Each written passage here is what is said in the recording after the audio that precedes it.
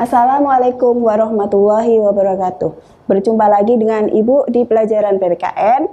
Kali ini kita akan membahas mengenai fungsi dan peran Pancasila dalam kehidupan bangsa dan negara Indonesia.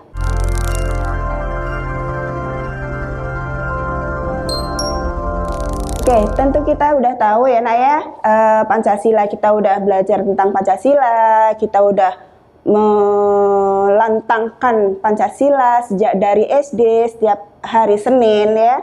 Udah tahu tentang Pancasila tentunya. Jadi di sini Ibu akan membahas mengenai peran dan fungsi Pancasila. Yang pertama, Pancasila sebagai dasar negara.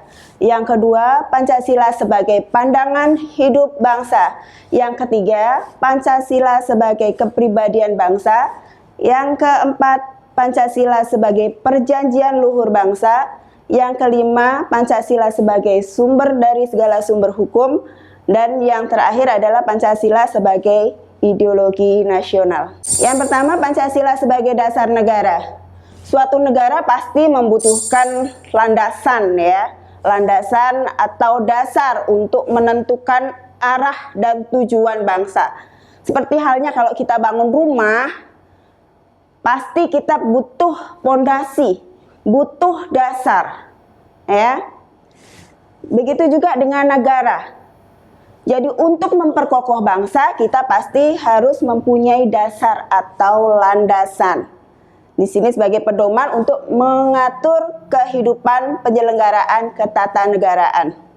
Nah, pada tanggal 1 Juni 1945, di akhir sidang BPUPKI, Insinyur Soekarno menyebut 5 dasar negara yang disebut sebagai Pancasila. Nah, Pancasila sebagai dasar negara menjadi norma dasar atau kaidah negara yang fundamental yang ditetapkan dan dikukuhkan pada tanggal 18 Agustus 1945, di mana nilai-nilai dasar Pancasila dicantumkan dalam pembukaan Undang-Undang Dasar Negara Republik Indonesia tahun 1945 alinea ke-4.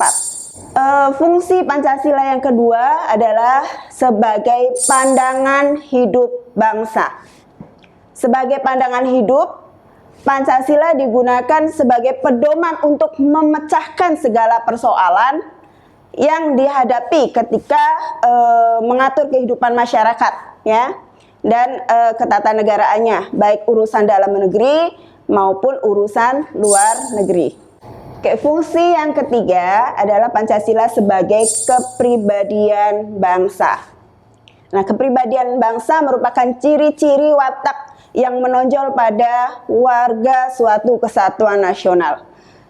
Pancasila merupakan kepribadian bangsa. Sebagai contoh adalah masyarakat Indonesia sejak dulu adalah masyarakat yang religius ya, sehingga pada sila yang pertama disebutkan ketuhanan yang Maha Esa, karena rakyat Indonesia, masyarakat Indonesia sudah mengenal dan percaya, mengimani adanya Tuhan yang Maha Esa. Fungsi yang keempat, Pancasila sebagai perjanjian luhur bangsa.